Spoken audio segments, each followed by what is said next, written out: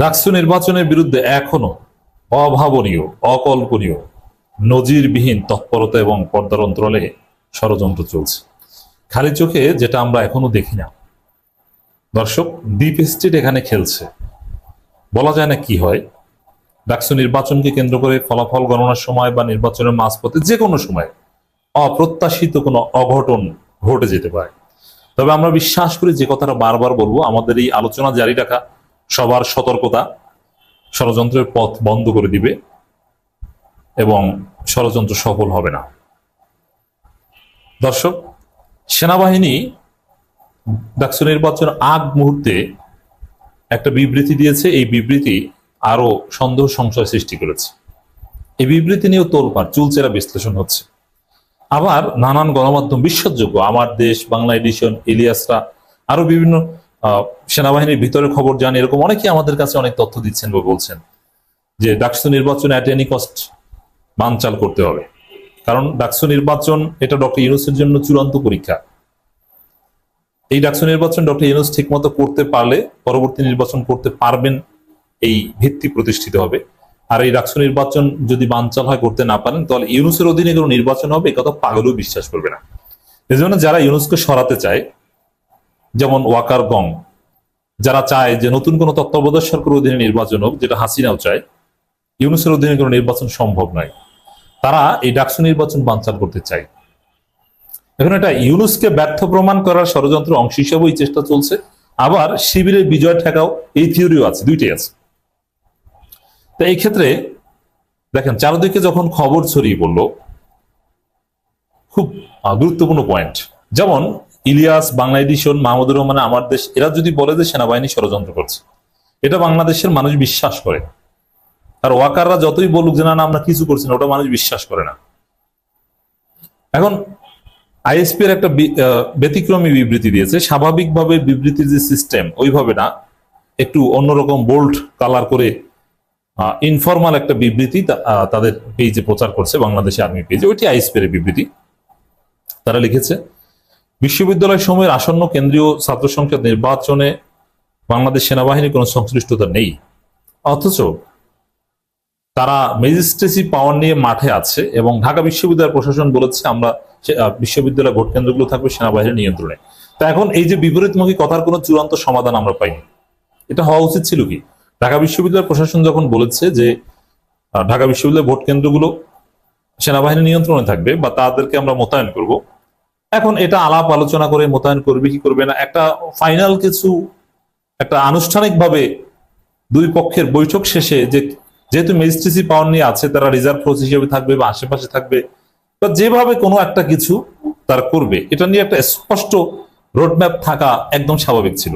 কিন্তু আমরা কি দেখতে পাচ্ছি, প্রফেসর ইউনূস নির্দেশনা দিলেন যে সার্বিক সহযোগিতা করতে হবে ডাকসু নির্বাচনে সবাইকে, কিন্তু সেনাবাহিনী ম্যাজিস্ট্রেসি পাওয়ার নিয়ে আছে, জাতীয় পার্টি অফিস রক্ষা করতে মানব প্রাচীর হয়ে দাঁড়াতে পারে, বিপিনুরকে পিটিয়ে প্রায় মৃত্যুর মতো অবস্থা করে ফেলতে পারে, সব জায়গায় তাদের সম্পৃক্ততা থাকে, সেই নুরা পাগলার লাশ পোড়ানো ঠেকাতে তাদের ভূমিকা থাকে, হাটাজারিতে তাদের ভূমিকা থাকে, আর ছাত্র সংসদ নির্বাচনে নাকি তাদের কোনো ভূমিকাই থাকবে না, তারা কিচ্ছু করবে না। এবং আগে ভাগে দেখেন, এই সেনাবাহিনীর সন্দেহজনক ভূমিকা নিয়ে আলাপ আলোচনা হচ্ছে অনেকদিন যাবত, কিন্তু নির্বাচনের একদিন আগে তারা এটা বলছে কেন?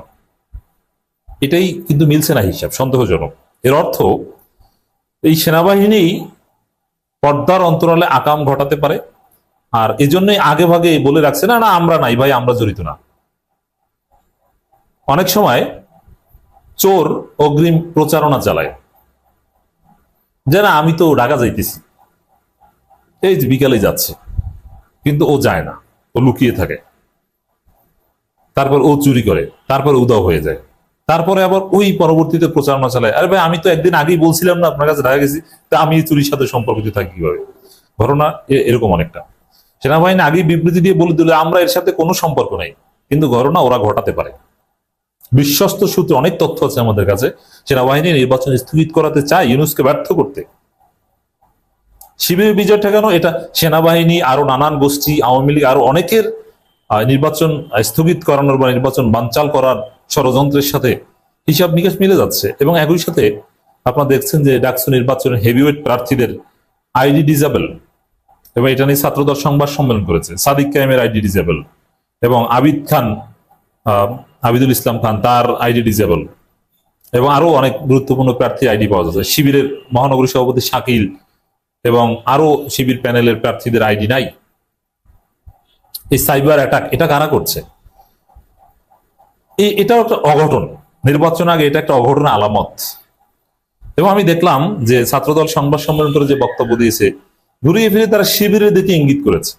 এটা দুইটা ব্যাখ্যা হতে পারে। একটা হচ্ছে ডিপ স্টেট, মানে আইডি গুলো সব খেয়ে দিয়ে যাতে অঘটন ঘটালে ওই আইডি থেকেই বলা হবে অঘটন প্রতিহত করো, সবাই আসো, রাজুতে আসো বা অমুক জায়গায় আসো। তো এইগুলো যাতে না করতে পারে এই জন্য হেভিওয়েট প্রার্থীদের আইডি ডিসেবল করে দেওয়া হয়েছে। আগামীকালের ষড়যন্ত্র সফল করার অংশ হিসাবে ডিপ স্টেট এটা করতে পারে, মানে এইভাবে শক্তিশালী ভেরিফাইড আইডি এভাবে খেয়ে দেয়া, এটা রাষ্ট্রযন্ত্র বা DGA-5 এরা ছাড়া এটা অত্যন্ত কঠিন, সম্ভব কিন্তু খুব কঠিন। অতএব এখানেও সেনাবাহিনী DGA-5 জড়িত থাকতে পারে। আর এটা আর একটা ব্যাখ্যা হচ্ছে আমার পারিপার্শ্বিক অবস্থা বিশ্লেষণে বিএনপি ছাত্রদলকে সন্দেহ হয়, কারণ তারা জেনে গেছে যে তাদের বিজয় কিছুতেই সম্ভব নয়। তারা ভোটের আগে প্রত্যেকটা পরিস্থিতি তাদের বিপক্ষে গেছে, ভোট যা ছিল তাও জয় বাংলা।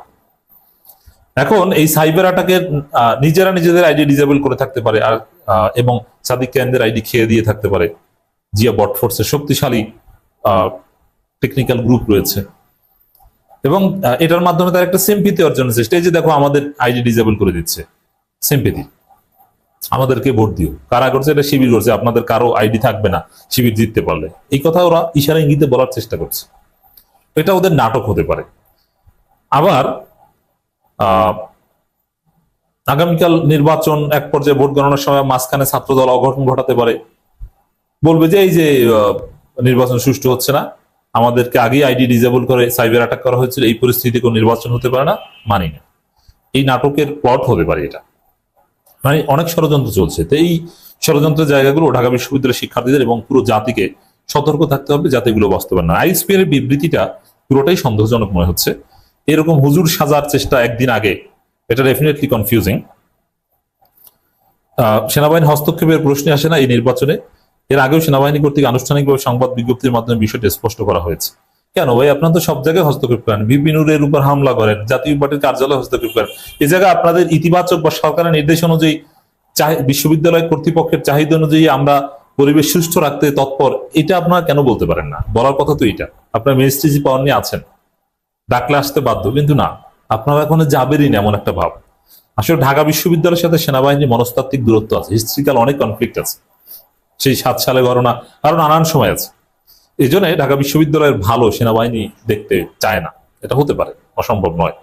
এরপর একটি স্বার্থান্বেষীমূলক উদ্দেশ্য প্রণীতভাবে ক্রমাগত মিথ্যা ভিত্তিহীন গুজব ছড়িয়ে যাচ্ছে। এ ধরনের বিভ্রান্তিকর অপপ্রচার স্বাভাবিক স্থিতিশীলতা বিনষ্টের অপচেষ্টা মাত্র, সার্বিক নির্বাচনী পরিবেশকে ব্যাহত করতে পারে।